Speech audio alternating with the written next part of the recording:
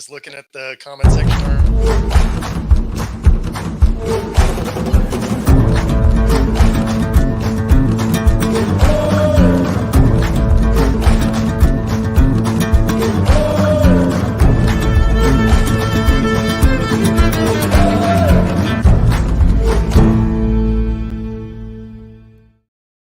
Good evening, everybody. Welcome to another edition of Inside the Pigskin. My name is Scott Morgan. We're at the Motor City Mad Mouth.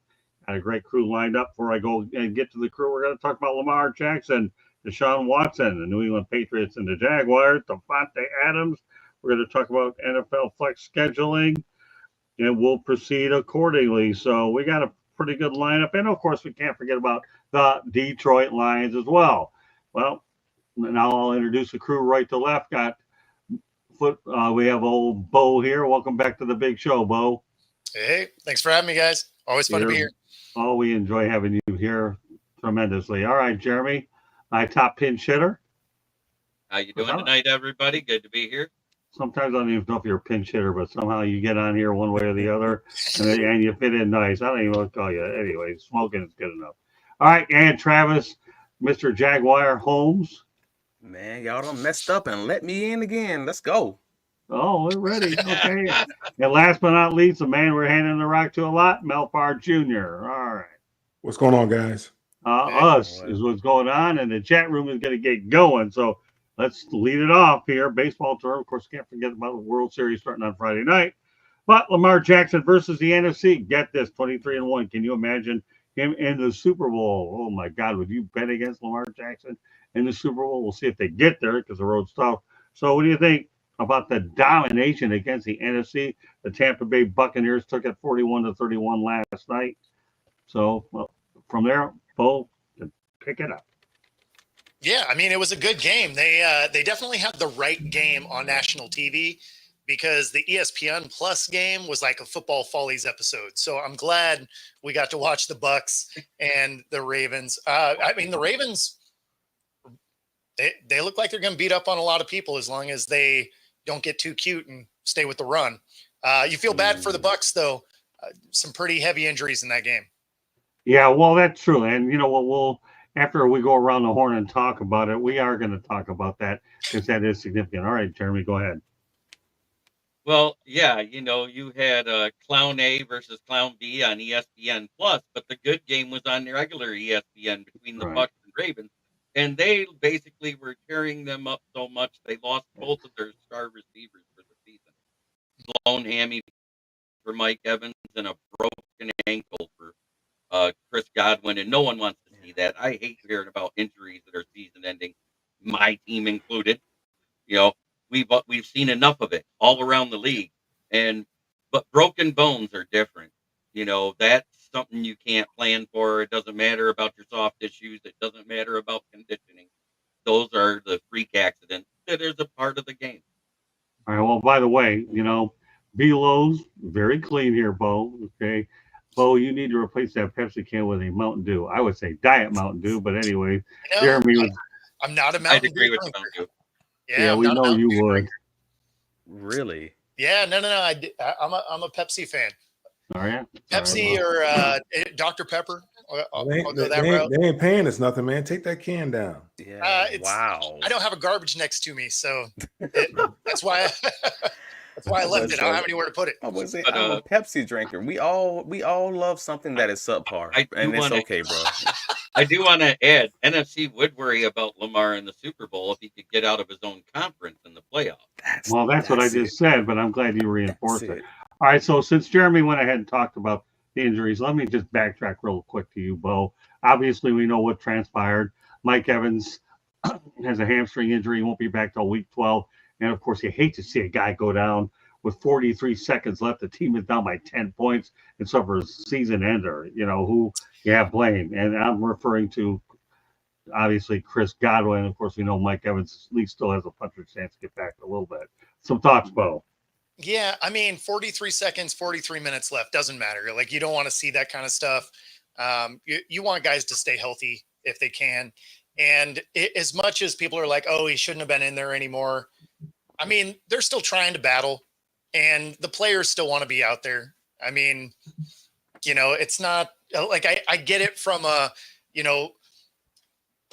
pack everything up and live to play another day. But I mean, at the same time, you want to compete.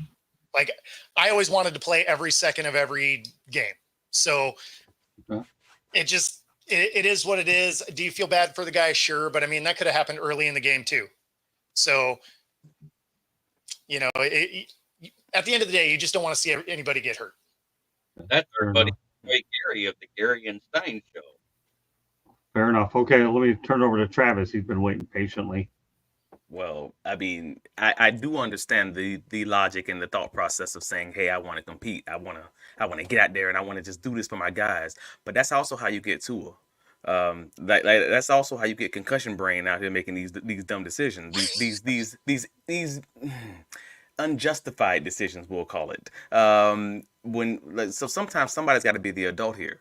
Like if you're down in a game where it's over and your legs are worth $1 million and your arm is worth millions of dollars, somebody got to be like, hey man, come on, pinch hit. Like we have enough players on this roster for a reason that we need to come on. Let's save this for a season because this game is not going to there's no material change that's going to happen from this game. And even if they would have scored and made this game look reasonably close, we knew they weren't winning. So what are we talking about? It's just there's no strength of there's no. Yeah, this ain't helping with your ranking at the end of the season. This ain't college football. Like at the end of the day, man, get them off the field. So I do understand the players want to do what they want to do, but that's how teams get in trouble with that mindset because that's so old. I'm not calling you old school, but that is an old school philosophy that I understand, but also don't get with this new money, if that makes sense. I mean, with the old school, it's cool. Hey man, with the old school money, you can make them old school decisions, but with the new school money, we got. Hey, no, that you are worth way more than this game. Let's make better decisions these days. So unfortunately, it's a sucky situation. But as far as Lamar is concerned, being in the Super Bowl, you guys already made great points on that. Hey, if he can find a way to get out of the AFC, sure, because them guys play defense on that side. The other guys on the other side. I mean, you can. It's more like I don't even know this high flying Boise State or whoever else. Like that whole conference is just who can score the most and play the least defense. But for the most part, you got a lot of dog fights over in the AFC that you're gonna have to get through. So if Lamar can get that, then yeah, man, it maybe put that little feather in his cap. But that's the murderous road that you got to get through first. All right, well said. All right, we'll turn over to Mel, and then I have a few interesting comments based on what you guys talked about. Go ahead, Mel. 23-1. He owns the NFC. Other than Kansas City, I mean, who do you think is tough in the AFC? Who do I think is tough? Just defense, because we're talking the playoffs. So unfortunately, this is NFL playoffs where it's not the best team winning. It's not like the NBA. The gauntlet of the AFC. Other than Kansas City, who else do you feel can challenge them in the AFC? Oh, defensively, I can name multiple teams. I mean, Pittsburgh can beat them if you're talking just the playoffs. We're talking one game. This ain't best of 3, best of 5. This is one game. Who are the teams that can muck the game up and get them down to their level? Yeah, that's right. So I'm just saying, like, just teams in the playoffs, maybe wild card teams, like just teams that they'll have to face basically at some point in the playoffs. So you're talking the Chargers. You're talking City, really, because who else is there? I mean, San Diego, maybe. I don't know. I want to name teams that play good defense because I don't see many NFC teams that just play good defense other than maybe the Lions. But we're talking like you got the Chargers. Good defense. I mean, it didn't show when the Lions played against them. Minnesota plays good defense when you can pressure them and you fold the pressure. But the Lions, that's 3 out of 3 times they don't put up 30+ points on them boys. So the Lions, they have their card for sure. But nevertheless, yeah, like Pittsburgh, like Buffalo's solid. I don't know if they could do it, but I think they'll give them a run. And then you're talking mainly Kansas City. So you have 3 to 4 teams that have a fighter's chance. Whereas in the NFC, I think you're just talking about one team. That's fair. So what do you think, Mel? I mean, I'm asking you this question too. Hi, Jennifer. A lot of us know who Jennifer is, gentlemen. Yeah, Mel and I work with her. Jeremy does. Vote one of these days you will. And you will, Travis. She's looked at the tape here and sees that I've revamped this whole thing and it's looking awfully nice. So what do you think, Mel? 23-1? You see what we've got in front of us. They own the NFC. Of course, they beat the Lions last year. It looked like shredded wheat. Yeah, Okay, I'm then again, they concerned. made a I'm lot. concerned about the Lions, as Travis alluded to. Their defense, they couldn't get any pressure on the quarterback. Whether Yeah, they but five. we'll address that later. I want to just focus on Lamar and the Ravens because that is something that'll come up in a couple of minutes. I mean, I think this is his best opportunity. And I think his mindset is right, and it's right for them to make a nice run in the playoffs. Buffalo's not playing very well. Kansas City's going to be tough, but they're not playing very well offensively. Now, defense is keeping them in the game, but when that running game travels, the running game travels, and that defense is going to travel. And Lamar, I think he's an X factor because of the things that he's capable of doing. So that changes things as opposed to having a quarterback that's just stationary back there in the pocket. So they can do some special things this year with the defense, with that running game, and with Lamar's right arm, and also with his legs. They can do some special things this year. As far as the injury front goes, I mean, that's just part of football. I mean, injuries happen at any particular time. I mean, they can happen getting off the bus. They can happen anytime. It's unfortunate. Players never go into a game thinking they're going to get hurt. That's the last thing you're thinking about, because you're thinking about that. It's time for them to go get out and do what we do and just talk about the game. Once you start thinking about those type of scenarios, it's time to get out of the game. So it's just an unfortunate thing. When it happened was unfortunate. The severity of the injury obviously is unfortunate. But I mean, I think for Tampa, I mean, the break is probably better than the hamstring because that hamstring can linger forever. Mike Williams seems like every year he's got a hamstring issue. And that's one of them things that can just linger forever, man. And they're tough until they just pop, till they just go. You think you're good, and all of a sudden you get out there and you do something, and that thing just yanks and it's done.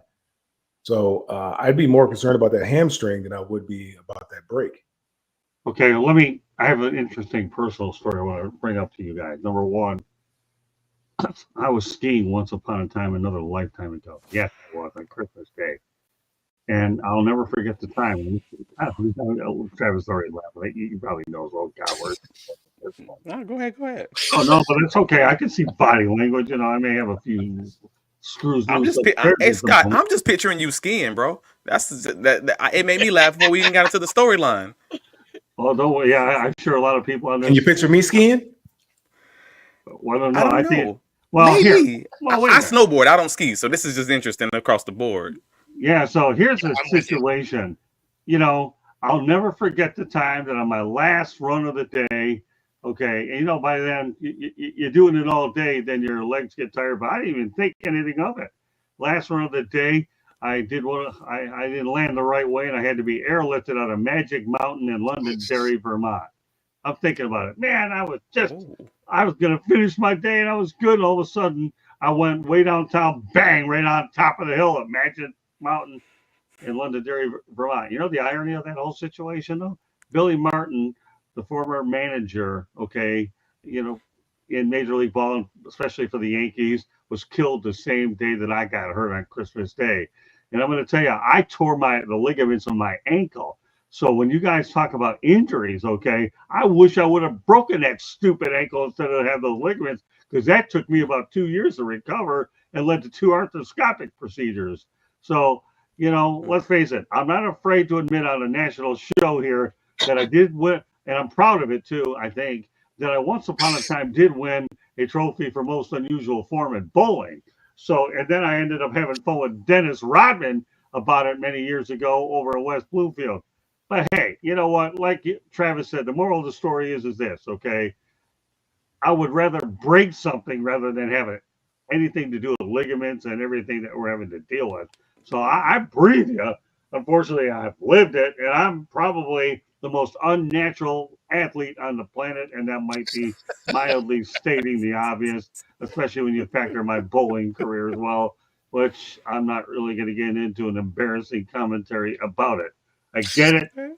Yeah, I mean, hey, listen, in life, you can't be afraid to laugh at yourself. I do a lot of times, and now I got an audience willing to listen to me. Good stuff. Really? Seriously?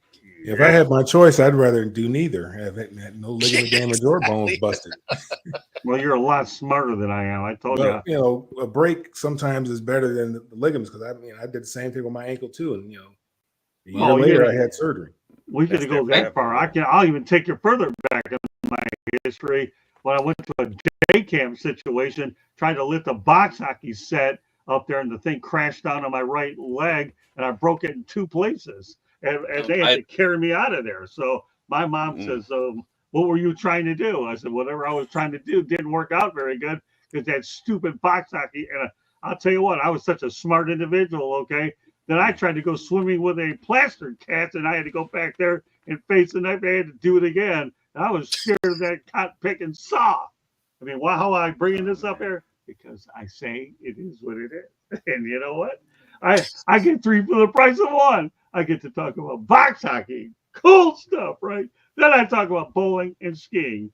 And you know what? If that isn't the 3 stooges of sports and me looking like a complete first-class idiot, I don't know what it is. But meanwhile, the time for Monday Night Football. You're trying to challenge Evil Knievel for the Guinness Book of World Record, I think. Oh, I got news for you. I idolize Evil Knievel. I breathe him. The guy's willing to take chances. I don't have a problem with Evil Knievel. But at any rate, as we get going on here, I took this off topic a little bit, but who cares? We got an attentive audience out there. So, hey, Jay, thanks. You like the hoodie? Yeah, United States. There we go. So I breathe the U.S. today. Yeah, Jay's one of a kind. He's as good as they get out there. So thanks, Jay. Appreciate you very much. All right, we got Dwayne Keene. Let's go Detroit Lions pride. Well, hang on in a few minutes. We're going to talk about the Lions. King of the North. Good stuff. All right, so we're going to go from a Jackson to a Watson. Deshaun Watson.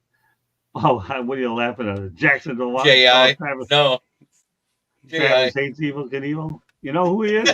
Why do I hate Evil Knievel? Yeah, I was wondering if you knew who he was. Because Blows I don't was even saying understand you were a this. buster earlier, so You might be dealing with Evil Knievel Jr. Like, dang, what did I do to Evil Knievel? Man. You know who? Well, all right. Well, that's okay. Hey, I put it out there. That's all right. The only one we're missing out here is Joshua Bernstein. He's only watching the Panthers game anyway. You see that, Mr. Melfar Jr.? Look up on I see that. That's awfully kind of him. All right, so we're going to go to a Jackson to a Watson, as I said moments ago. Deshaun Jackson goes down with an Achilles injury, out for the season. The Browns fans ended up booing. The Cleveland Browns fans booed. Who knows what the reason is? But here's the whole thing. Okay, Cleveland's cap hit for 2025 is $72.9 million, and it duplicates in 2026. All right, Bo, try to make some sense out of the booing, number 1. Okay, and 2, I don't get it, or was it just Cleveland? Frustrated with this guy. I don't know. I can't make sense out of this whole thing. To be fair, they booed him coming on the field to start the day too. Okay. So it wasn't necessarily booing because he got hurt. They just booing him since he got there. Well, the bad thing is while he's on the cart and they're chanting. No, then they were cheering. So they were chanting, "You deserve this." Yeah, so that was actually that was a dub thing. So it from what I was seeing, that was a dub thing. That wasn't actually part of the real broadcast. But either way, they probably would have done it had they thought about it. There was cheering though, for sure. So that's unfortunate. You don't want to see that. You don't want to see guys get hurt, obviously. But if he was out there balling out, like if he was the guy that they thought they were getting, they wouldn't have been doing this.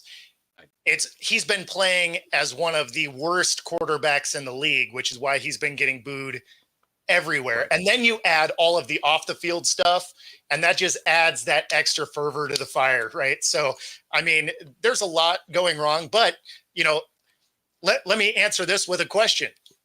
Are the Browns better today now that he's gone? Yeah, right. TPR didn't look any better. All right, well, you know what? That'll be a good transition over to Jeremy, since he's chomping at the bit to go out there and add information, which is good stuff. But now you can add whatever information you want. And by the way, are they better? The only thing I'm going to add to it that I read up on recently was Bailey Zappi was obtained off the Kansas City Chiefs practice squad. So I don't know. I'll let Jeremy continue on with this topic. It's an awful look for the city of Cleveland and their fans. Right. Myles Garrett went to the presser and gave them all a piece of his mind. You don't cheer when somebody's carted off the field. I don't care how bad they're playing. The first thing you should be worried about is this man's career over. The second thing you should worry about is he going to your massage parlor. It's part of the rehab. Why are you mad at it? Interesting. Okay, we'll let Travis take the rock from there, because Jeremy's got everybody thinking in the chat room before they provide their 2 cents. So go ahead, Travis. Let's be honest. Everyone in Cleveland has been waiting for something to happen, and this was the thing that they all wanted and were waiting for it to happen, because they knew that the coaching staff was not going to bench Deshaun because the owner wasn't going to allow them to. Like, so this honestly was either, I almost have to say, like, the only ending to this.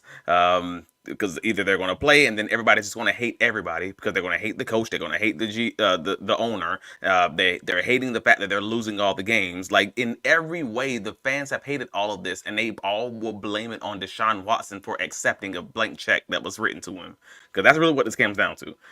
If somebody gives me a blank check and I'm the worst person in the world, you know what I'm gonna do? Cash it, because it's a check.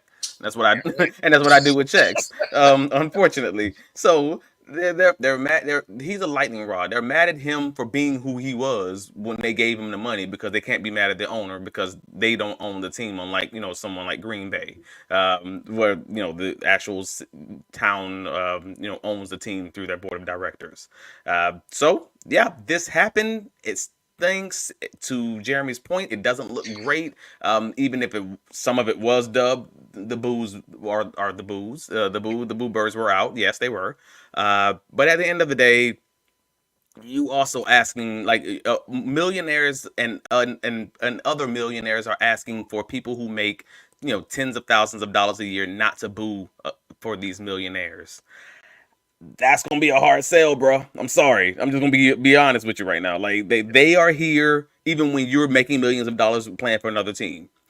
So you telling me that this guy who's pretty terrible, just objectively speaking, as a person, just who you are, is pretty terrible, and you telling me who makes telling me who makes $45,000 a year not to boo this man after ruining what I consider my livelihood, because this is all I got to group for right now with my $40,000 a year.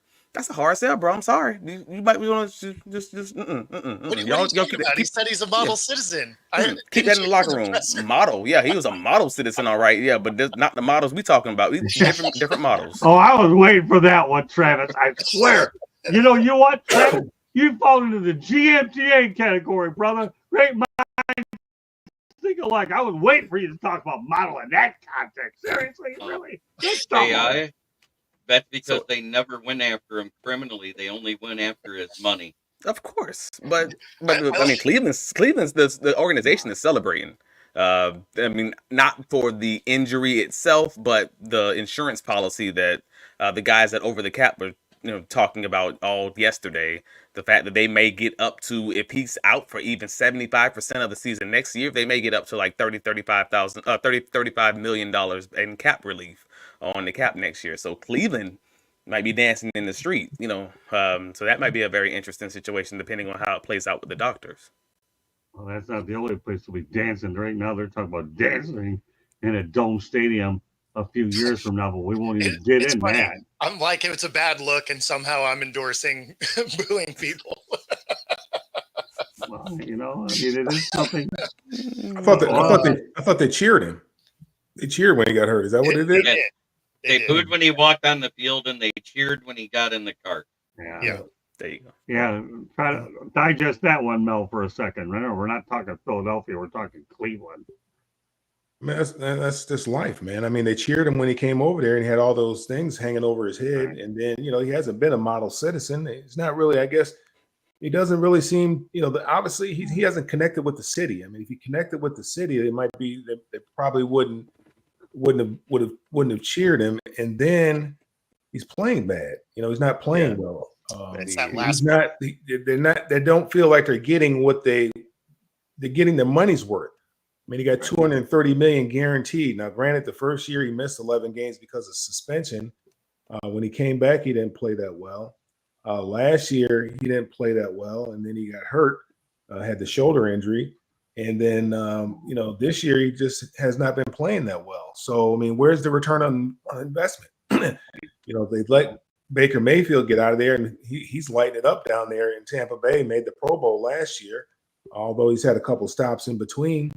So they thought they're getting an upgrade when they signed him or when they traded for him, and it hasn't happened. So, I mean, the fans have every right to be happy. I mean, they're the ones that pay the salaries, right? They're the ones that buy the tickets. They're the ones that buy the merchandise. They're the reason why the NFL has the media deals that they have because of the fans. So they have every right to express their frustration and their displeasure and whether or not they like you or not. I mean, it's better than throwing bottles at them or things of that nature. I mean, I think you'd much rather have that than they're throwing trash at them and stuff like that from the stands. So I mean, hey, you want the fans to love you, be a little more endearing to the city, and play better. Well, it's funny because the fans will overlook a lot of off the field craziness if you play well. Yeah, there's no question. Tyreek Hill. The only thing I want to add to this, okay, and that's this, okay, is number one, we all know it's performance related. Otherwise, if it wasn't performance related, then I really have to really come down harder on the Browns fans. But I'm going to throw one little intangible that happened last year. Why the heck did they let Joe Flacco leave and not give him another contract extension or something to keep this guy around? That to me boggles my mind. It really does. Joe Flacco, folks, took you to the playoffs. Really? Seriously? And you let him go? He's in Indianapolis. He stands to get back to the playoffs again. Okay, and we're the Browns.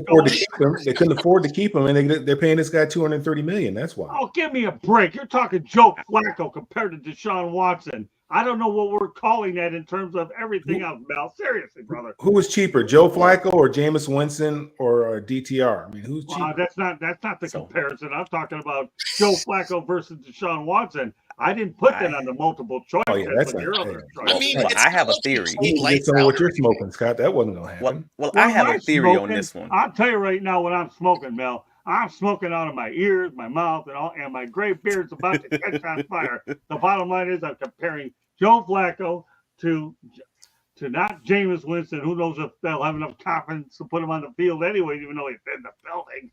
But I'm comparing Joe Flacco to Deshaun Watson. Now, I realize that at this particular point, okay, Joe Flacco got into the playoffs. Deshaun Watson didn't. That's the only thing I'm smoking now. I'm not talking about the other quarterbacks that they're bringing in. I mean, who knows? He didn't exactly have like a great touchdown to interception ratio. I mean, a lot of that was carried by the defense. It's not like Flacco was playing lights out. He had decent yardage, but I mean, like he didn't put up a lot of touchdowns, threw equal amount of interceptions. Like he wasn't exactly killing it. Flacco was bad after those first two games. 29. Well, here, let's not lose sight of one thing about Cleveland. But their salaries were similar actually. Jameis Winston was $4 million and Joe Flacco was $4.5 million. So it's not like Joe Flacco. He's talking about Joe Flacco and Deshaun Watson. He's not talking about Joe Flacco and Jameis Winston. Well, I'm talking about the backups because I originally That's what Scott's talking about. He's talking about my theory. So my theory on all of this was always the fact that they got rid of Joe Flacco for the same reason that the Jacksonville Jaguars, whenever they would have a black quarterback, Byron Leftwich, they made sure to have somebody like a Quinn Gray backing them up because whenever you have a black quarterback, you better have a black quarterback behind them to keep these fans quiet. They ain't gonna yell in these streets to have somebody else like who's an actual hope and a dream backing this guy up. Because as soon as that black dude start playing, they're gonna be like, "Hey man, you better get that boy out of here." Like no, that language changes very quickly when you have Snoop, somebody like Snoop or Jameis Winston behind him, because no one's yelling for that guy to come in after your original quarterback. And a lot of the times you have those black quarterbacks, you're gonna have somebody with the same attributes. maybe not like attributes, but the same physical attributes as far as running a similar offense. So often you're going to have a black quarterback backed up by another black quarterback, and that also keeps your fans silent. This is the Cleveland Browns who don't want their fans to be out in these streets picketing because they have a quarterback that they know the fans don't want to play. You got to get rid of Flacco. Well, all right. Well, let me just say this, okay? He's backing up a black quarterback in Indianapolis. Yeah, and Anthony Richardson. But hold on. Let's think about it. But they actually want to win. But hold on. Let me say this, okay? and I'm very passionate about this. Two things I'm passionate. I've already revealed about the 3 sports, okay, tonight, okay, that obviously I'm the unnatural at. So Cleveland is a blue-collar town, and obviously they want to get their money's worth. And to answer your question, Mel, ask me after Election Day when I'm smoking, because they have an amendment on the board to legalize marijuana. And I'll tell you, if that stuff is legal, I will be the first customer, one of the first to get there. That way, for all the pain that I have everywhere around my body from arthritis and neuropathy, give it to me. I'll tell you, I'll come on this show with that stuff in there. Because here's the thing. When I had back surgery many years ago, you know what? Well, you know what my favorite drug was? Everybody, now this is not a drug-related show. This is just one of those things that's kind of like an FYI. Get to know your host, okay? And that's it. You know what my favorite candy was? Candy Epling wasn't there at the time. Morphine, baby. When my Aunt Judy came on, and she says to me, "How you feeling?" "Oh, I'm cracking one-liners." I said, "You feeling okay?" "Yeah, that morphine is good stuff. I can crack you." Because I started making some analogy about NASCAR. You never know when the big one's going to crash, and she's like going to be, "Wow, are you sure you're okay?" "Yeah, give me morphine. I'll be good, man." That's all you got to do. So every time I go to the hospital, I have some serious work done. Give me that stuff, man. I'll take it. So here, you know what? I'm not giving a election endorsement, but Travis, you and me are both in the state of Florida, but I think it's Amendment 3. Legalize marijuana. Give it to me. Then I'll answer Mel's question. What are you on? Give me that segment stuff. brought to you in part by Zigzags. As much as I hate to say it, you know the right corner to go to, you can get it. If they you know the right corner to go to, you can get it. I know. If I'm at the right corner, I'm going down to Miami. I'll be lucky to see if I get back home to see my lovely wife. And I'm talking about area. Wait, hold on, Jeremy. I'm talking about areas right near where the Marlins play, or Overtown, or where a Miami Arena used to be. Now, there's no getting out of there. And I remember years ago in another lifetime, I used to sell windows in the hood in Detroit, and I'll tell you. But no, I want to be able to make sure I answer. No, there, Scott. Wait, hold on. No. I want to make sure I answer your question the next time. Make sure don't get yourself in trouble. Yeah, don't get yourself in trouble, Scott. Yeah. Statute of limitations. No, if it's legal, I'm okay. I only have to approve it with the boss here in the house. So no. Right. So when Mel says, "What are you smoking?" ask me after Election Day when that amendment goes through, and I'll tell everybody on this network, this is what I'm having here, boy. That's it. What I was trying to say for you is, if that does not pass, it's legal back home here in Michigan. Yeah, I could do that too. Yeah, Jeremy can send you some edibles or something. Yeah, but Florida's in it. Well, I'll tell you, you can sit here and go there. I remember years ago when prescription drugs were too expensive. And I needed sleeping pills. You know what I did when I lived in Phoenix? I went out there and went over to, I believe it was Los Al. It was a border town across from Yuma, and I used to get my sleeping pills from those Mexicans. And I'll tell you one thing, in my line of work here, thou shalt not overspend is what I consider the 11th commandment. Moses wasn't around in this day and age. You probably don't want to do that now with the fentanyl. You probably don't want to do that now. That's I don't know. Who knows what happened to that? But yeah, I always go back to Detroit. But somehow, some reason or another, I think Florida's going to pass that amendment. I know I'm getting off tangent. I'm guilty. Who cares? We're having a good time. We have another 4 topics to go. I mean, you got a lot of old people, a lot of folks, who lived through Woodstock. They probably wouldn't mind, hitting a joint or two. As your representation, I'm asking you to plead the fifth, sir. You got to stop talking. Right. You telling on yourself. Well, the one thing I can here for a long time now, so. Well, the one thing I can say about this here is that I don't have to pass a drug test. You know why? I think I'm called an entrepreneur, whatever they call it. You own the company. Yeah, right. So I don't have to worry about passing the drug test. He make the rules. All right. Yeah. Cool. So back then I had to really worry about it. I'm trying to think of what that was. I think it was Los Algodones across from Yuma, and I'm not getting into Yuma because otherwise the show go on forever. But at any rate, I just wanted to come back with that answer to Mel. What are you smoking? Ask me in about 3 weeks, brother, and I'll tell you what I could be smoking, and might ultimately, if I get confronted with a question. You don't have to wait 3 weeks. You know. Yeah, I know where I could get it. Yeah, that's okay. And I'll do it legally, so I don't have to go ahead. And as Keith Olbermann would say on ESPN, wait out, bang. Okay. I wish I had that little beep beep beep button like on that ESPN show with all the reporters talking. Scott would have just got 10 points. Oh, thank you. I appreciate that, Jeremy. But mighty kind. All right. Well, you know what? We'll go to one more topic. Should be too bad. Candy Abilene takes over for a station break. Got 3 to go. So the New England Patriots and Jacksonville Jaguars had a record-breaking attendance at Wembley Stadium in London, England, at 86,000. What is it? 86,651. Jacksonville wins 32-16. So, all right, Bo. I'll tell you what, you had 2 teams that went into this game 1-5. One is 1-6, and the other one is 2-5. What are your thoughts about the actual turnout at Wembley Stadium with 2 teams that weren't very good, albeit Jacksonville is a following in that area? I mean, it just shows that they're hungry for football over there, and it doesn't matter if the product is terrible; they're showing up. So, kudos to the NFL, right? People are showing up to that. People tune in to Thursday Night Football, even though it's been mostly terrible. So, I guess great. I kind of feel bad for them. I wish they'd send like a good game there for them to watch. Well, that's all right, Travis. I'm waiting to the very end. See, I'm waiting to the very end because I know, well, Travis, okay, he's probably going to have the floor on this. No, all right, Jeremy, I'm go ahead. sorry, but that man just said give the good food to the kids. MFTK. No, forget that. I'm saying, well, you know what? Here's what I'm going to do. I am going to turn it over to Travis. No. I'm gonna let y'all go because I got time on my hands. Yeah. Oh, I bet you do. All right. So we'll transition from. I like it. I'm gonna let y'all finish. Congratulations, NFL! You damn near sold out Wembley Arena for the first time. Great.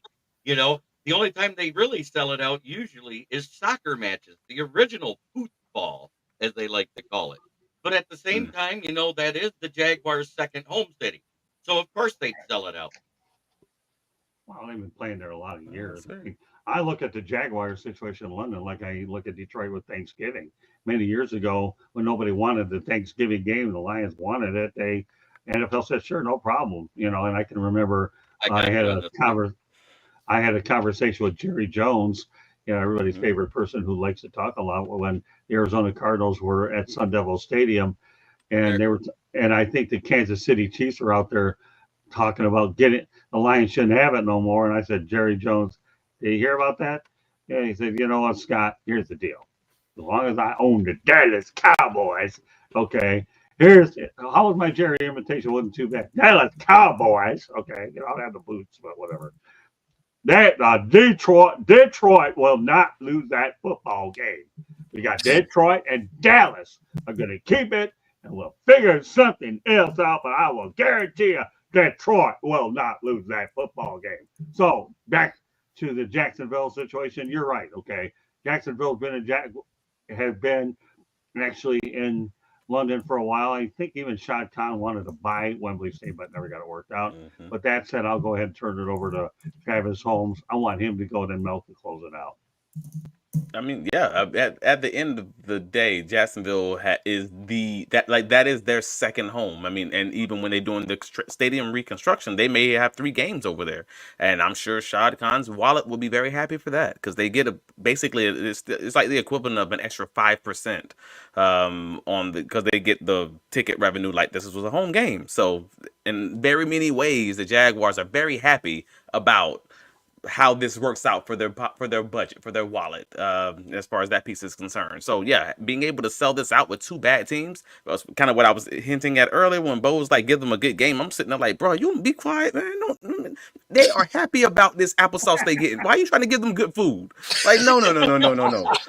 If they are selling this stadium out with 2 1-5 football teams and they just out there just cheering it on and happy about it. I'm not saying steak. I'm just saying, like, get them a value meal instead of some No, the applesauce is Nah, bro. You hustling backwards. Like, you doing this wrong. If they are happy about this, let them be happy. Let them be happy with their little side piece, and we gonna be eating the main course meal over here, and everybody wins. This is a hustle, and they are the mark. So let this keep going, sir. Yeah, you're killing me, bro. And the Jags winning was the cinnamon applesauce this week. Yeah, that's right. All right. So let me ask you a question. One of the things on my bucket list next year is to go overseas. Okay. I know what they serve in France. I think they call them croissants, whatever you call those things. I mean, if you go to, I don't know what to call those stupid things. They're croissants, whatever. Obviously, my pronunciation when it comes to that stuff isn't as good. But what do they serve in England? I don't know what they serve. What do they serve? I don't know if I'll get there. Bangers and mash is their best meal, and it's like brat sausages and hash browns. That's it. If they're brats, then I might be able to handle the England food. But really, I like the croissants out in France. I usually, every time I go out to a buffet, I always try to get them croissants. All right, I'll turn over to Mel before I start talking about food choices driving everybody nuts, if I'm not already. So go ahead. Well, I mean, this just goes back to NFL's great marketing machine, and this is what they do. And obviously, they want to grow their fan base. They're doing a very good job of it. They're able to take 2 subpar teams over there and sell out the stadium. That's great for business. It means business is good. Like AB says, business is booming. So that's good for the NFL. I think with the new stadium deal, right? Jacksonville is only going to be allowed to play one game overseas with the new stadium deal, and that's only going. And then they might get a second game when they have that 9th home game, right? Whenever, it's like 2 extra games. home game. And in 2027 they'll be able to play 3 games during the construction. But once they have the stadium, they'll be able to have 1, and then 1 and 2 every 4 years or something like that. Right. Yeah. But so I mean, obviously he's committed to be in the Jacksonville area. The team is not going to move to. It's not going to England. So I mean, that's good. But it's just the NFL marketing machine. I mean, they do a great job of marketing their product. All right, you know what? I do got one thing to add there. The game that played in London is better than the one that's slated to play in Germany. Because if that was applesauce, they're giving them prison mystery meat with Carolina versus Giants. You know what? I don't really get many of these in, but I'm going to say no comment. Turn over to a station break with Candy Emily. So, folks, why don't you write it on your log? He actually said a no comment and documented 10/22/24 at 8:59 p.m. Eastern time because it doesn't happen often. But I do have a comment. So go take it away, Candy. South Florida Tribune YouTube channel. You're listening to us live. If you see the red subscribe button, you haven't subscribed to the South Florida Tribune YouTube channel, please do so and share us with all your friends and family. The South Florida Tribune Publishing Company published a book last November called Lessons from the Microphone, Tuning into the Enduring Wisdom of Visionary Leaders. It is written by your host, Scott, the Motor City Madmouth Morganroth. It is available on Amazon, Barnes & Noble, Kindle, Apple, and Google Books. Get your copy today. You can also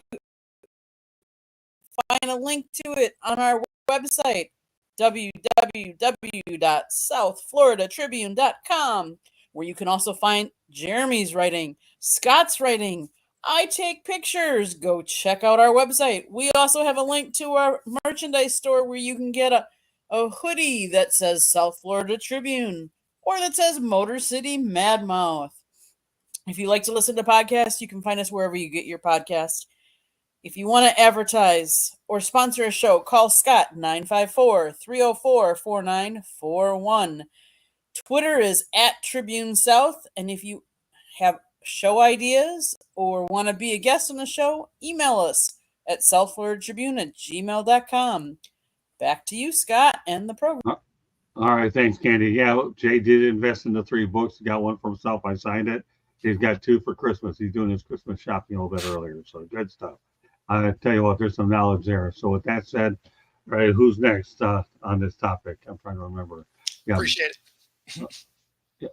Okay, who's next now? We're talking. So everybody's got their 2 cents on this one. Okay, good. All right, now we'll move on to a topic that Jeremy Ballrich. Mel, you're fine. Mel, you're fine. You disappeared when I had the book up. That's all. Because I know. Yeah, I know. Okay. All right. Well, since everybody's talked about New England, now we're going to talk about the Detroit Lions. Started consecutive season 501 for the first time since 1934. My goodness. Will they make it 6-1 versus the 1-5 Tennessee Titans? And will they add a new pass rusher? All right. You know what? I'm going to start off with you, Jeremy. That way you don't have to chop at the bit to get a word in. We're going to give you the opportunity to get it all out in one shot. Can we make sure that Joshua Dorr realizes that JI is watching on my YouTube channel? That's why he doesn't see the comments on your YouTube channel. Okay. Well, I'm glad you pointed that out. Yeah, So. I just wanted to do that. But, it is an excellent start. And yes, it's the first time since the team was established in Detroit when they moved from the Portsmouth, Ohio Spartans to Right. become the Detroit Lions when WJR-TV and the conglomerate of people that bought the team back then. On top of that, we have to talk also about Jared Goff because he's done something that hasn't been done in NFL history. And I'm not even trying to blow smoke or anything. This is straight from CBS. It is the first time since the merger. So, in other words, in the modern area of football, that a guy has had 4 games where he's completed over 72 total percent of his passes Right. with a 110 passer rating, and 3 straight games with a 140 passer rating and over an 80% completion rate. It's also the first time since Peyton Manning that a quarterback has thrown 2 perfect first halves of football, throwing the football without an incompletion. You're talking about rarefied air, which is why now you're seeing the pundits all across the nation, and it's not just 1 or 2. We're talking Colin Cowherd, Fox Sports, NFL Network, and ESPN are all saying Jared Goff is in the MVP conversation because also for the first time in NFL history, a team has more offensive touchdowns in 4 weeks than incompletion. 18 offensive touchdowns and 16 incompletions. Okay, so now answer the second part of my question. Okay, and that's this: are they going to add another pass rusher, and do you think they're going to walk over Tennessee? Well, I think they will walk over Tennessee because let's face it, those quarterbacks throw out interceptions like Halloween candy. This secondary is going to have a field day because one thing you can say is that hasn't happened in the last 2 weeks. You haven't seen a Terrion Arnold penalty, Okay, and he's been doing very good in coverage. As a matter of fact, he has his best game in coverage, which good to elite players start at a 65 PFF rating. He had a 65.8 this week. So you're talking about the maturation of a rookie from game 1 to game 6 already. And it started with game 5. So if he's doing that well, maybe it'll rub off on Carlton Davis, who now leads the league in PIs and defensive holding penalties, because that guy is a magnet for the flag. Every time he touches somebody, you see a flag come out. And I'm not saying it's not warranted either. I'm saying right. he needs to learn. He's a vet. Mhm. He's been in the league a while. The other thing that I've noticed is we did manufacture some pressure, despite even though it didn't look like it. We forced an interception in the first half. We Right. also had 4 sacks in the game, 3 by linebackers. Uh, Jack Campbell got the first one. Malcolm Rodriguez got the second one. And the third one was the one that sealed the game by linebackers in the UDFA standout, the only one I ever wrote a draft profile about in 2 seasons, Trevor Nowoski out of SVSU. So my question to you is: do you think the Lions will acquire a I pass I rusher I by the started trade? that sentence with I said we have to. We have to I do something. okay. I didn't hear And that. uh, just before we all talk here today, Jamin Davis, defensive end that was the 19th pick in the 2021 draft, was waived by the Washington Commanders. Okay. So that's somebody they don't even have to trade for. And it might be an instant upgrade to the rotation. You could Okay. also go for a plethora of second tier guys. I don't know if Brad Holmes is ready to sell the farm and mortgage the future and be like, let's need and say F those picks Okay. because we still have holes on this roster and he may need those picks to finish building the holes for the future. Yeah, I agree with you. I don't think he's not going to mortgage the future at all. I'm just waiting to see if he's going to pull the plug on something. Time will tell. We'll see what he does, what the price is for Demarius Smith. I think is that who it is. So all right. So we'll turn over to Bo. Yeah, I mean, obviously they're off to an impressive start. And what if I remember right? It'll be their first time with probably double-digit wins in back-to-back years ever. So, I mean, they're on pace to do a lot of things they've never done before, which is, is awesome. I mean, I'm not a Lions fan, and you still kind of low key pull for them because you like the culture they're building, and it's one of those teams that has been bad forever. They've finally turned it around. They've been good for a few years here, but they haven't done it in a way where you are already mad and you want them to lose. They have a culture that you're just like, oh man, I hope they can finally do something. So I do like that. I do think they have to do something on the defense with Hutchinson going down. You got to address that. Obviously, a high motor guy. And although, the pressure didn't equal a ton of sacks, there was a lot of quarterback pressures, this last game, right? And that's a stat that I feel like gets glossed over way more than it should. Because although maybe you didn't get home, you still disrupted the play. And so, I will take consistent quarterback pressures over a high sack number every time. So I like what Detroit's doing. I want to back that up because remember the game where Aiden Hutchinson broke out and damn near broke the sack record with 4.5 sacks. We lost to Tampa Bay. He's had 3 sacks other than that in the other 4 games he played. Yep. So at the same time, sacks are great. The pressures mean more because if you hurry a guy, they throw a throw bad, and you hear the fans of the other team going, "What are they doing?" Yep. Well, let's not lose sight of the fact that they played Minnesota on Sunday, came away with a 31-29 win because Dan Campbell finally has a field goal kicker they could give a game ball to, thankfully. But the reality is they didn't make a move on the pass rushing side by mortgaging the future with Hassan Reddick and winding up who's going to be staying with the Jets after all. So it'll be interesting to see what happens over the next couple of weeks. But, they didn't go out there and play the desperate card. And like we've been saying all along, that they didn't have to mortgage the future. But we'll see what happens in the next week or 10 days ahead. All right, I'll turn over to Travis. You're muted. You're muted. So unless you want to be Charlie Chaplin, have a silent movie. I muted myself during the ad break to talk to the wife. I was looking for an excuse to put Charlie Chaplin in it. No, but I know you were saying that it wouldn't be something like a Hassan Reddick situation for the obvious reasons, and I kind of halfway agree with that, but I still was in my head like, I don't know, maybe. But if it's not something like that, because I am in agreement that they probably have to do something. Like they are a good team and they are a good defense, but I feel like they'd be wasting that defense with a pretty big hole in that defense right now. Like obviously it was made to have Hutchinson fill that spot, and they're not going to be able to manufacture the pressure in the ways that they did this past week in every game. So it makes total sense whether it's someone like a rebuilding roster like Zadarius Smith from the Browns or Harold Landry from the Titans, maybe even Josh Uche from the Patriots, like just to give them some semblance of a solid pass rush. In that defense, it makes a little bit of sense to me, at least.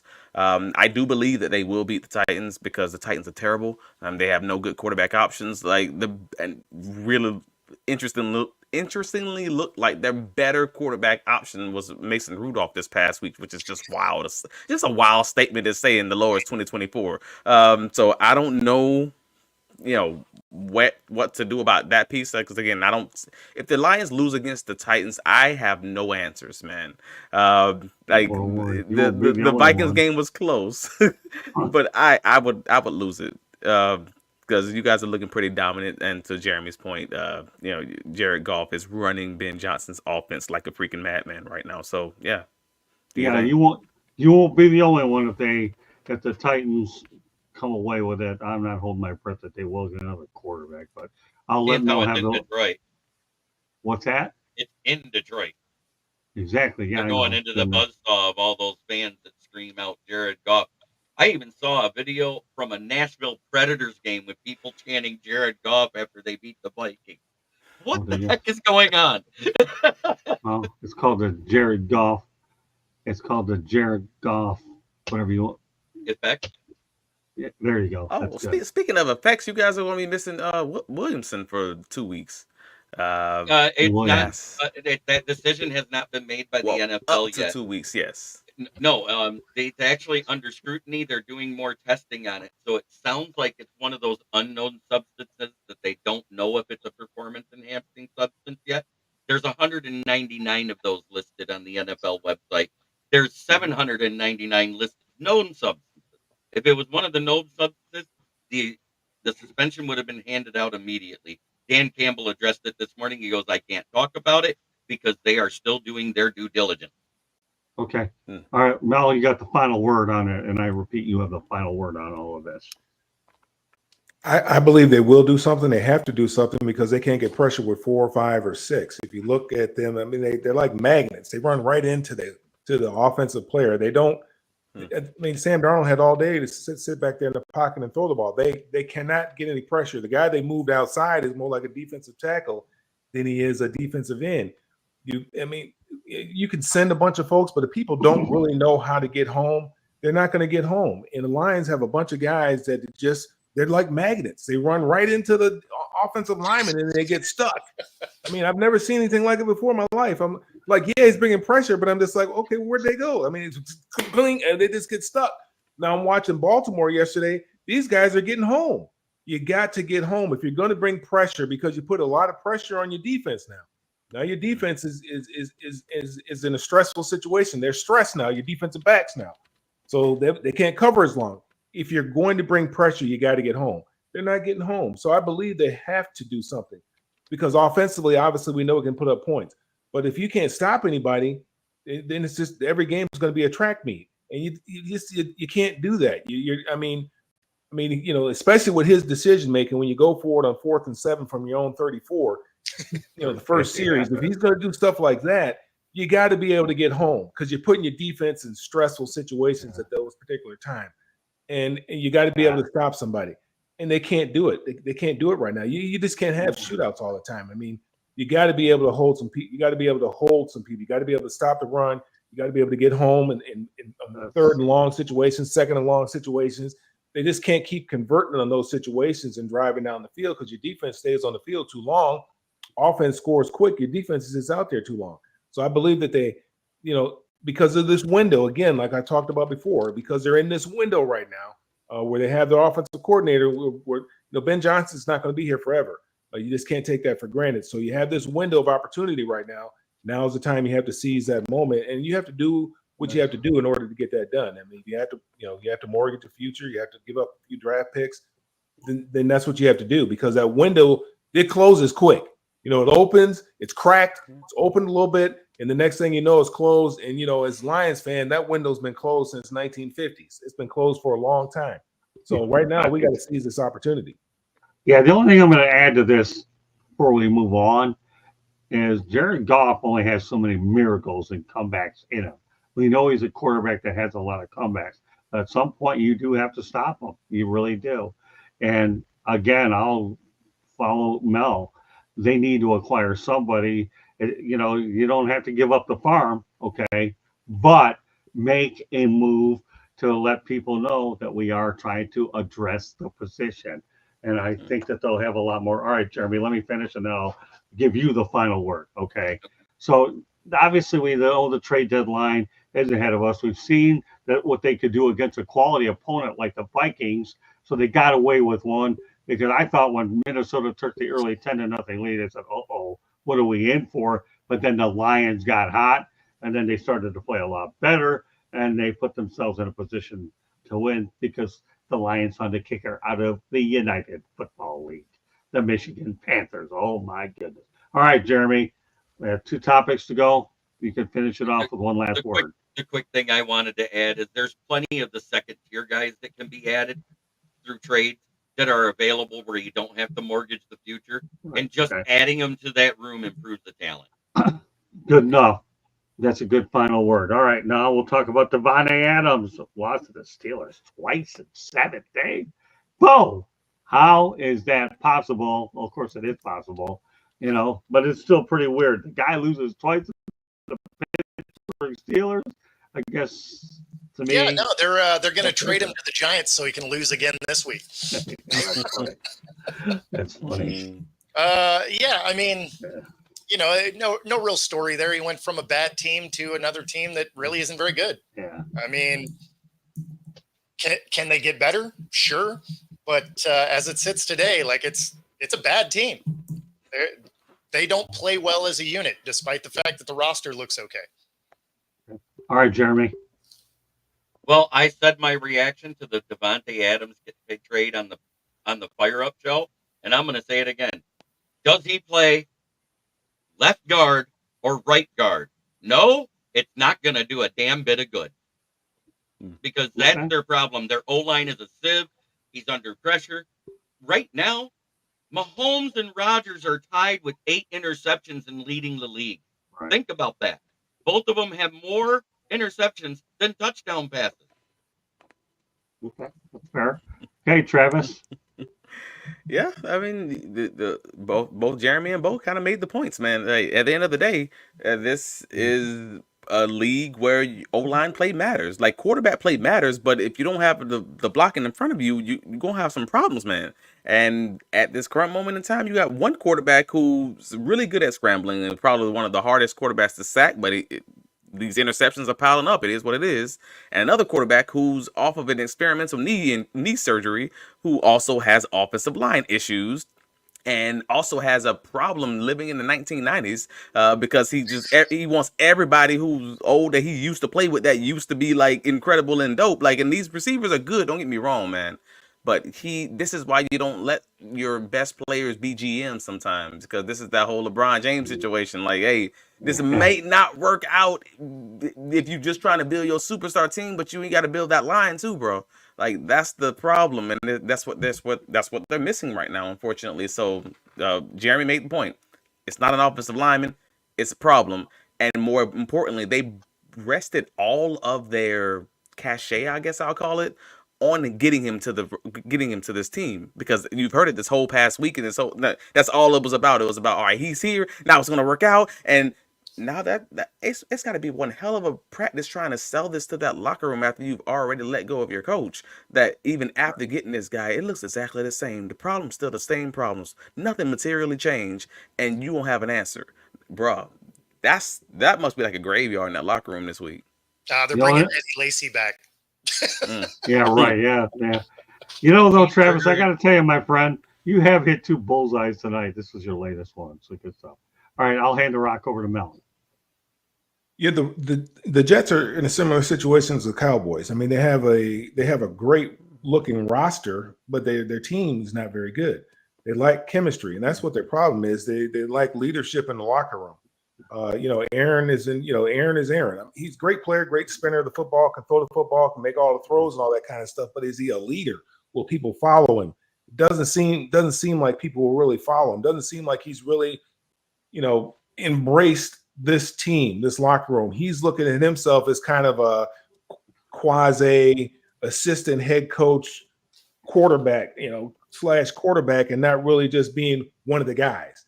Is he one of the guys? Is he going out and having chicken wings with the guys, inviting the guys over and eating chicken wings and drinking beer and watching games or doing whatever at his house? It doesn't seem that he's embraced them that way. He might embrace some of the guys, but he hasn't embraced everybody. And I could care less if the Jets, really, honestly, if they win another game, because I think they did Salah. I think they did him wrong. Now you fire him. You're now you're gonna trade for Devontae Adams. You're gonna get rid of the offensive coordinator, and you're gonna sign Reddick. Well, I mean, if you're gonna do all this stuff, why not give him all that? Why not give him the opportunity to do all that? The part of the team that was good is no longer good now. And the part of the team was struggling is still struggling. The offense is still struggling. The defense is not playing well right now. So I could care less if they win another game. And we already know, we talked about it before. It's never happened in the history of the league where when you fire a coach mid-season that team goes to the Super Bowl. It doesn't happen. It hasn't happened. What made him think that it was going to happen now? He just thinks that he's just smarter than everybody else. I could care less if they win another game. Like I said, Aaron is Aaron. I don't particularly care for his personality. It's not the type of personality that I would want to be my quarterback, but maybe he's a different guy at home. I don't know. But from what I see from the outside looking in, it's not a good situation. And I don't believe that situation is going to get any better. All right, here. Let me bring a couple points. Number one, he's wearing number 8, his same jersey number at the University of California. Number two, you know what Aaron's finding out? That the New York media is a whole lot different than the ones in Green Bay. So, they can Green Bay can put up with your shortcomings, and all of a sudden New York, the Big Apple, let me tell you, the Big Apple will swallow you up if you're not producing. And now everybody, say what you want about this guy, but right now when you look at the records compared with Zach Wilson and Aaron Rodgers, it's not looking good either. So here, yeah, I know, Jeremy. I'll tell you, you remind me of a dog sometimes looking for a bone. I'll throw you a bone in a minute. You said a name. It struck a chord. Yeah, I know a lot of things strike a chord. That's okay. Upside Jeremy. is still much better than. I'll flick Jeremy the bone when I finish with my meal here. Okay, and that's Aaron Rodgers. Devontae Adams and Aaron Rodgers are in the Big Apple. Well, across the street from New Jersey, the Big Apple. The only team in New York is actually the Buffalo Bills, and not the New Jersey Jets and the New Jersey Giants, because that's where they're really at anyway. But here's the thing. The media situation is different. Yeah, okay, so Devontae Adams gets to leave Vegas. Good reason why. They don't have a quarterback that can play the position. Even Aiden O'Connell got hurt. But, Aaron, guess what? Be careful what you ask for. You traded one set of green to another. How did that work out? Brett Favre, of course, maybe I believe Eric Mangini did name his kid after Brett Favre to get him there. But that's for another day. But, Aaron, guess what? New York won't be nice to you if you don't play well. We sat there and picked on Cleveland earlier in the show, but I'll tell you, those boos come a lot faster in New York than they do in Cleveland. In Cleveland, you have to earn your boos and get paid $230 million to get them. So, all right, with that said, Jeremy, okay, you can go ahead. I'm throwing you the bone. It's funny that you threw me that bone named Zach Wilson. I'm going to turn it into some boneless nuggies real quick. Because in the 9 games he played as a rookie, he only threw 7 interceptions. In the 12 games he played the previous season, when Aaron Rodgers went down, he only threw 7 interceptions. Right now, Aaron Rodgers in 7 games has more interceptions than either season that Zach Wilson was a starter.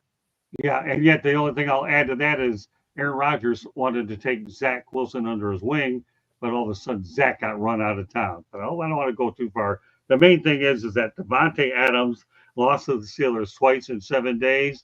I'm telling you, man, and these weren't even divisional games. Go figure.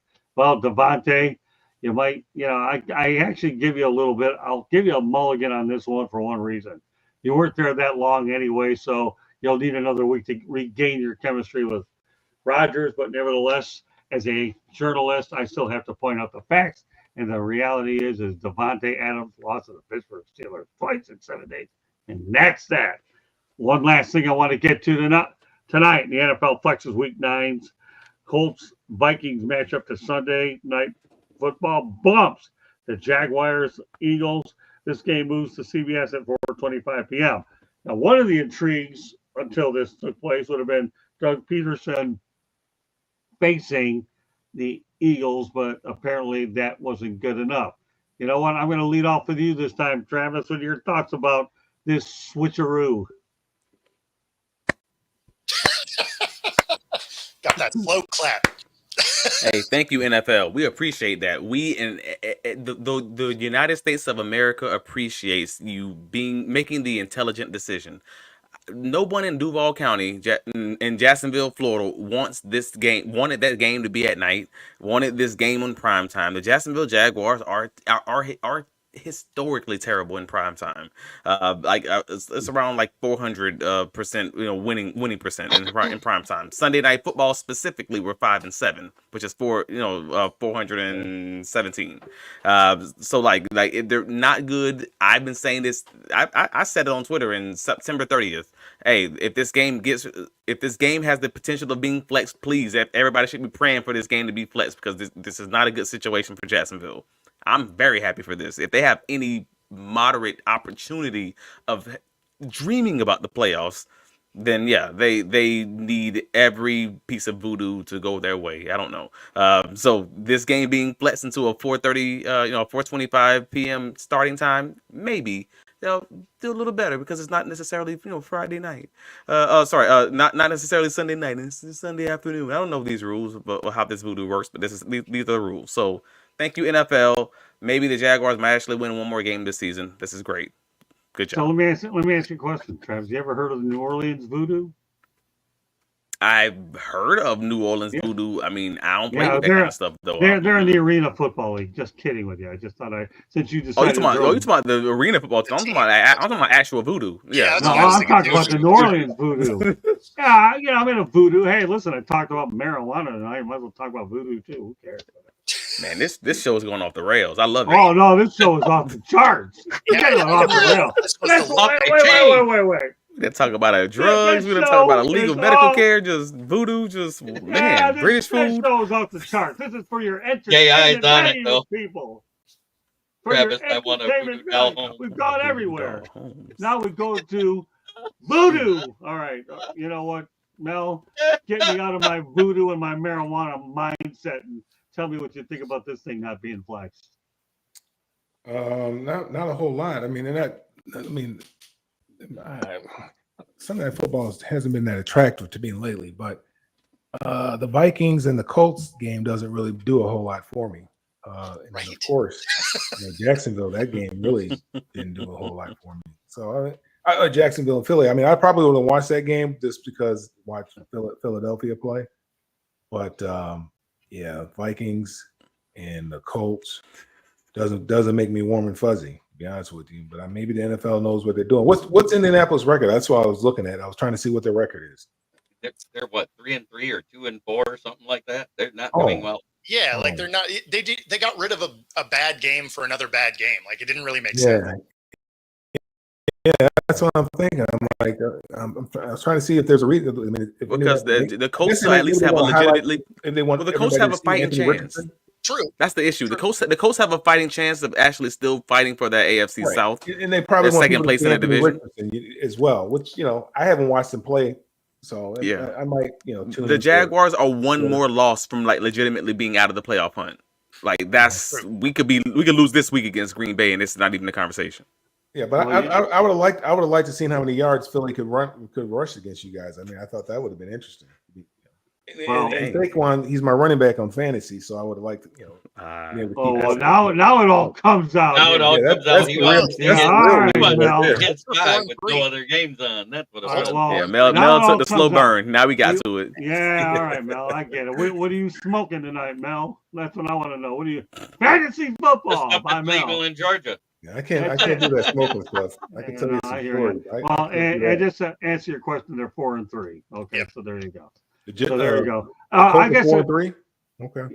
Yeah. So the question of the night will be, what are you smoking tonight, or what are you on, or whatever. Yeah, I can't do that smoking stuff. You ain't got to worry about me smoking. Yeah, there you go. Well, that's okay. I still can't. I hope that law does pass, anyways. Can't get it off my mind after all this time on the air. All right, Jeremy. Some thoughts about youthful days. Oh, don't worry. Yeah, my new norm is a whole lot different these days than it ever has been. But anyways, Jeremy, some thoughts really quickly about this game being flexed, good or bad? It's good. I mean, you're talking about not letting the Jags stink up prime time. It's a great thing. Okay. Fair enough. All right. Well, we don't lack candor on this show tonight. Okay. This is exactly how I feel about it. That's right. Just throwing daggers. There you go. I hope your daggers are more accurate than my dart throwing, but forget about that. All right, Bo, you get the final word on this one, I think. No, it's a good switch. I mean, the Jags are terrible. Like I'm fine with not seeing them in prime time. Well, guess what? I'm fine not seeing both of them in prime time because my wife gets TV night on Sunday. We put NCIS on, so that's none of the above. If you were having do you understand how much it hurts being a fan of this team and also covering them and still not having any kind of rebuttal to all this stuff that y'all saying, because it's absolutely factually true? Well, you know what? I'll be asking you though. Yeah, but I'll be asking you in future shows and a couple of shows here, how are they doing in terms of media coverage? Even though I decided I couldn't take the drive up there anymore, or do they need media coverage and I have to fill out every single form on the planet. I don't know. Now you know how we've been feeling for decades. All right, exactly. Hey, You man. acting like the Jaguars have been good these decades also. Like Wait a minute. we were historically the bad over this AFC past 10 years Jeremy. though. Yeah. I think they've been to the AFC Championship 4 times. I mean, in the history of our team, sure, in the 30 years we've been around, but I'm talking about this past decade, we The had Lions that been one playing good since, season, like, 1932. 2017. Yeah, we had that 2017 season, and then after that, it was like, all right, if you're gonna be the number a top 5 pick and twice the number 2 pick, back to back, or AFC Championship, like just to give you a little bit, just to give you a little bit of a treat, and then back to being garbage. Like, come on, man, I'd rather be like, just make me average, make me Pittsburgh. I don't know. I still would rather be the Jaguars with a 9-win record in the playoffs and 4 AFC championships than the Dallas Cowboys since their last Super Bowl. 5 playoff wins and no NFC championship. Yeah, that's different. Nobody wants to be the Cowboys. I'll end that one because of the curse of Jimmy Johnson. That's all I'll say. But I'll reiterate, NCIS is king of the house on Sunday nights. Period. There we go. That does it tonight. But meanwhile, Candy's going to come in for a station break. Everybody's going to give how they can get a hold of you. So, Candy, go ahead with that final station break. We want to thank Jay and everybody else in the chat room for providing some great information and insight. And we're doing, Jay, you're awesome. Then again, that'll be a cliche by the time I get done using it. And all the people that participated earlier. Go ahead, Candy, take it away. If you see that red subscribe button in the lower right-hand corner, hit it, like us, share us with all your friends and family. Monday nights, we talk baseball. Tuesday nights, we talk football. Wednesday, we talk all kinds of sports. Thursday nights, we talk hockey. And then we talk, you just never know what we're going to be talking about. So tune in Wednesday night, 9 o'clock to Fire Up. If you like to read, Scott wrote a book, Lessons from the Microphone, Tuning into the Enduring Wisdom of Visionary Leaders. It is written by Scott, the Motor City Madmouth Morgenroth, and talks about his 40-plus years in the media industry and how it has changed. Get your copy, Amazon, Barnes & Noble, Kindle, Apple, and Google Books. There's also a link on our website, www.southfloridatribune.com, where you can find the writings of Scott and Jeremy. You can find pictures that I've taken. You can also find a link to our merchandise store.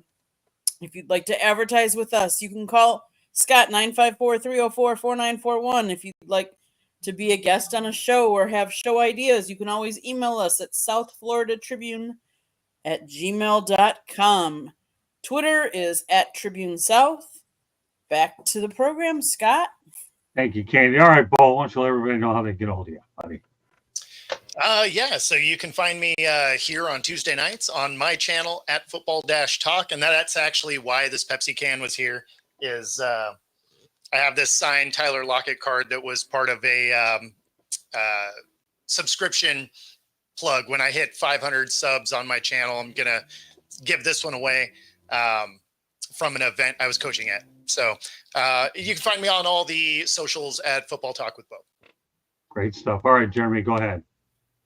Well, you can read my writings, as Candy said, with the South Florida Tribune. You can find me here occasionally on Inside the Pigskin every week on Fire Up, and every Wednesday on NoFilter.net with Scott on the Motor City Madmouth show.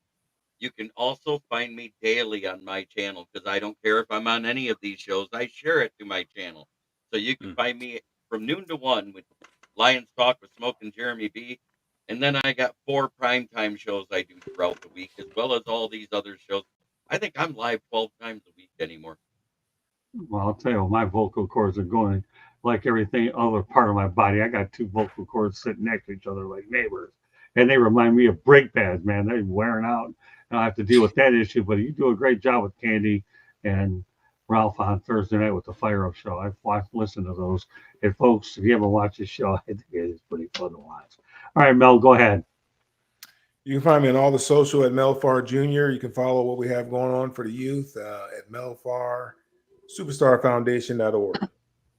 Okay, and last but not least, Travis Sherlock Holmes, who probably is involved in a broadcast that he never believed he'd hear a lot of the things coming out of my mouth, but so be it. There's plenty more to come, Travis.